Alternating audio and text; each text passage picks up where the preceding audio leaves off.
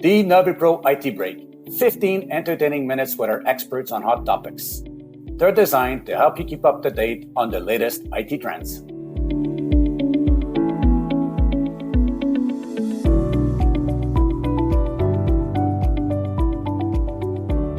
Good morning, everybody. My name is Pierre Tocci. I'm your host of this 28th episode of our IT Break here at NaviPro. I am with Shawn Taylor, Senior Systems Engineer at ForeScout. Good morning, Shawn. Good morning, Pierre. How are you doing today? I'm doing fine, thank you. This morning's conversation is all about zero trust with Shawn Taylor. Shawn, tell me, what is zero trust? Zero trust is truly about least privilege. It is about no one has access. It is about not trusting anyone or anything, and ultimately providing for multiple steps of authentication and verification throughout the entirety of the process. Now, when you mean not trusting, what does that mean? Why? I mean, to me, either we trust people or, well, actually, we should be trusting people. And why should we entertain not trusting? Well, what I think, and the tenets, the core pieces of zero trust have been around for 30, 40 plus years. And it involves, it ultimately involves things, at the core. It's composed of things like role-based access control and least privilege, right? Only providing Pierre Tocci access to the resources that he needs. But it's not just about, verifying Pierre as a resource. It's verifying Pierre's laptop as a resource, right?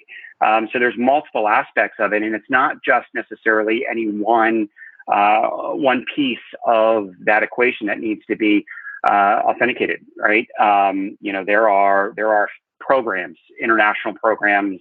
There's a standard that's been released by NIST, for example. There are programs in the U.S. federal government that really sort of go to embracing and implementing zero trust. That in order to truly protect our informational resources, we need to get to a point where we can have a zero trust architecture. So what you're telling me is that the new standards are not only about trusting the person that says that he is who he is, but also trusting the way that that person is coming in through the device. And it's a combination of both. Absolutely, especially nowadays with this pandemic, right? You and I are at our home offices and we're talking to each other via a webinar construct. That is the new normal that we're operating within, and the technologies and the infrastructure and the constructs of last year had to evolve and had to adapt almost immediately come, late Q1 of this year, because the user base was now thrust out into the work from home environment and needed to be able to understand that they're going to be connecting via their laptops over the web from their internet service provider, router at home. Maybe they were going to be connecting via their corporate provided and deemed previously compliant computing device. Maybe not, right? Maybe organizations ultimately didn't have the resources to be able to provide everyone or allocate everyone something that they could take home with them. So they're leveraging home-based BYOD types of resources. And when those previous resources were in a corporate environment, in a campus setting, if you will, there was mechanisms in place to ensure that, right, you're authenticating via a smart card, you're authenticating via your username and password, or even a digital certificate. That's changed, it's evolved. So we need to be able to verify the person, the device, right, and ultimately provide sort of the aggregate of those as an authenticated resource.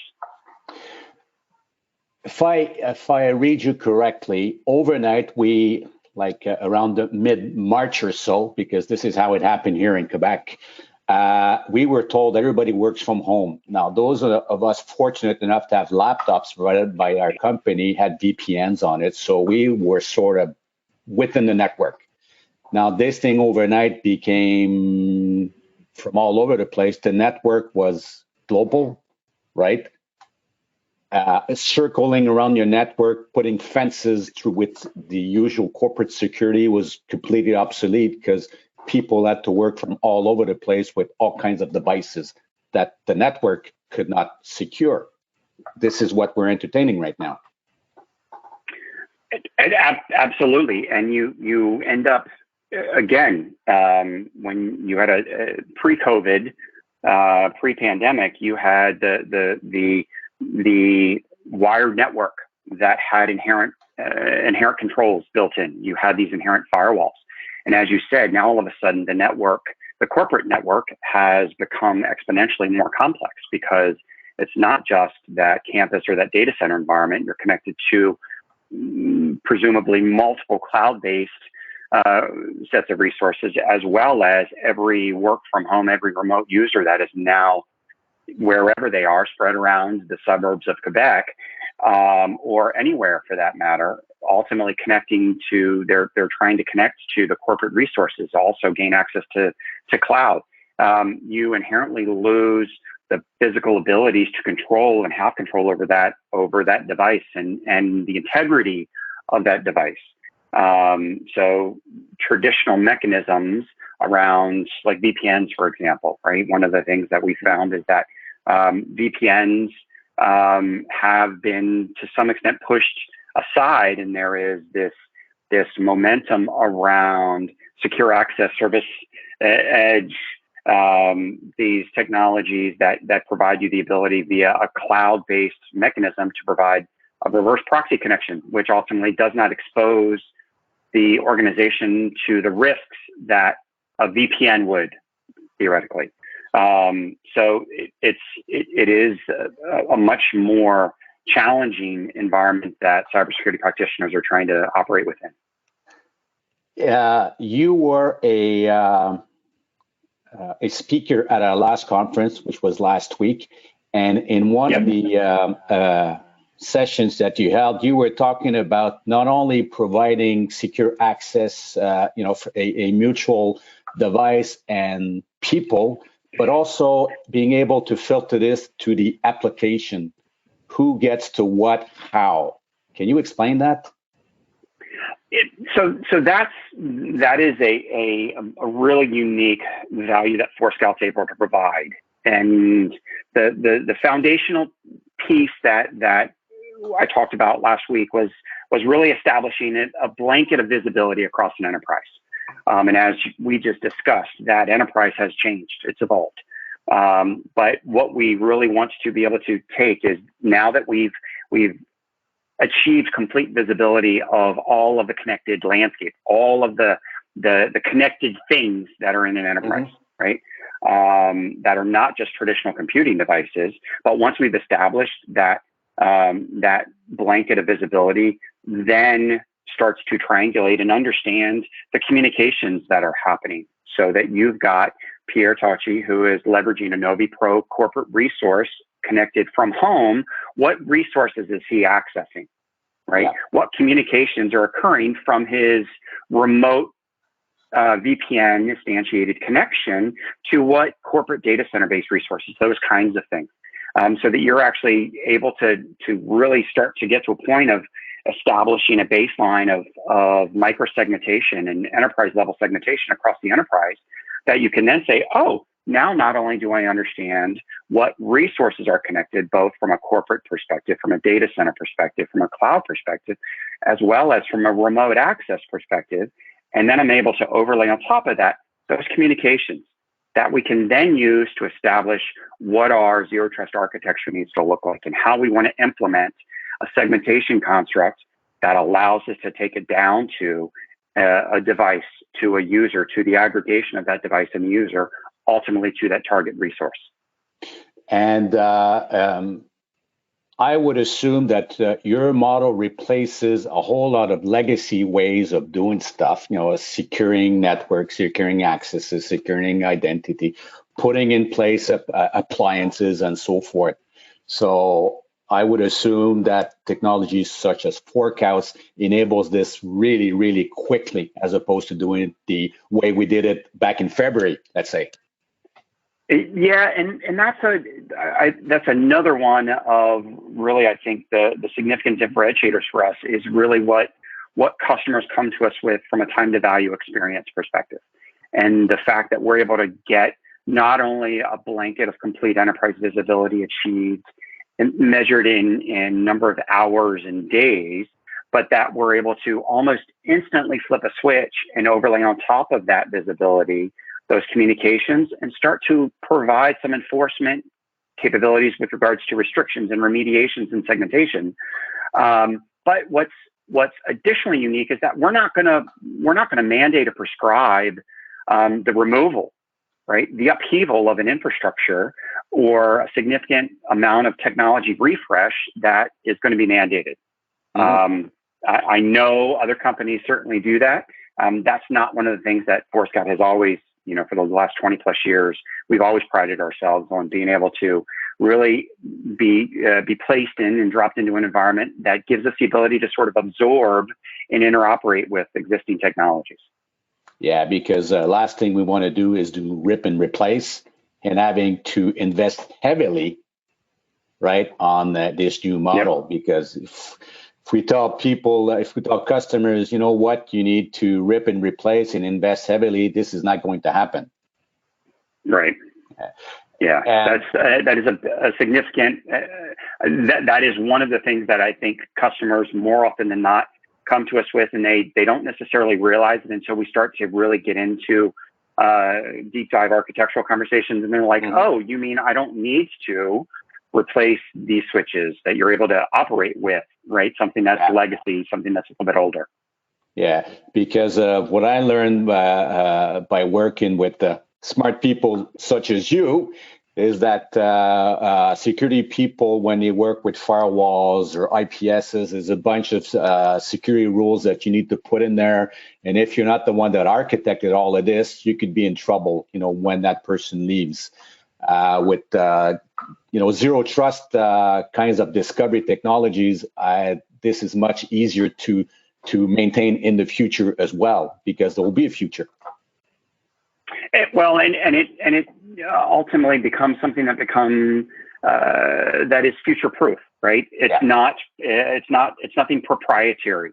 What we've done is we've been able to stitch together technologies and protocols and put it into this platform that provides a very intuitive user interface, and that allows you to really sort of look at things from a business perspective and not having to sit down and open a command line and perform some scripting or some SSH command in order to perform some function, right? I think that's really that it becomes the overall platform, and our approach is, look, we can interoperate with what you have today, but we also do it in a fashion that's very easy to do today, tomorrow, and next year.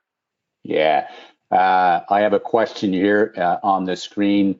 Do we need to provide for scalability? We start small. Do we need to architect for large and so forth? So that's a great. One of the things, I've been with ForeScout going on 5 years, and I think one of the things that I felt very comfortable with in talking to customers and prospects is the fact that that we're very flexible, and that is truly a word that probably gets overlooked a lot and kind of tossed around. But truly, we're able to come into an environment and get an appliance, a physical or virtual instance of the platform, up and running in a number of hours. And you know what, Pierre, we're gonna scale out this environment to give you visibility right now for 25% of your environment, right? Because maybe that's the budget that you have. Well, we're only going to be able to cover and support and monitor roughly 25% of the environment. There's this other area over here, other IP scopes and so forth that really you don't have the ability to see and get your arms around. Now, But we can certainly add to that tomorrow, 6 months from now, next year, to add in additional capacity, additional compute to the infrastructure to be able to give you that complete enterprise picture. So there's multiple different ways. I think our architecture allows for, how best can we solve your problems today, sets you up to be able to be successful tomorrow as well. Yeah, so it's totally scalable, and it would evolve as the business needs evolves as well. We don't need to rip and replace and start re-architecting everything. Absolutely. Shawn, before we leave today, what would be your go-to message to these folks that have missed your conferences? I think first and foremost, the foundational piece, and whether I'm talking to customers about zero trust, whether I'm talking to them about really kind of the enterprise of things, whether I'm talking to them about legacy NAC, the number one piece is ensuring you've got complete enterprise visibility from an agentless perspective across the entirety of your enterprise. Right, and ForeScout is very uniquely positioned to be able to do that in a very robust fashion.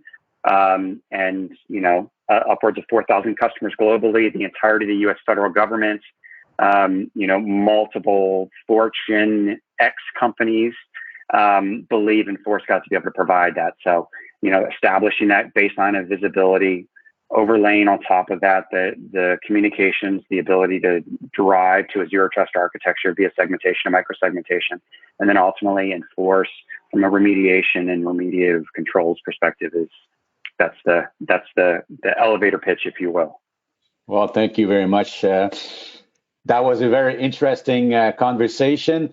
For these folks that want to get back to Shawn, please be advised that Shawn was a speaker at 2 of our sessions last week at our 2020 security conference. These sessions are available on our hub at hub.navipro.com. And again, my name is Pierre with Shawn here as my guest today. Thank you very much for having been a guest for our conversation this morning, Shawn. Appreciate it, Pierre. Have a great rest of the day. Good weekend. Thank you very much, folks. See you soon. You want access to a range of cutting-edge information? Go to our online content area at hub.navipro.com.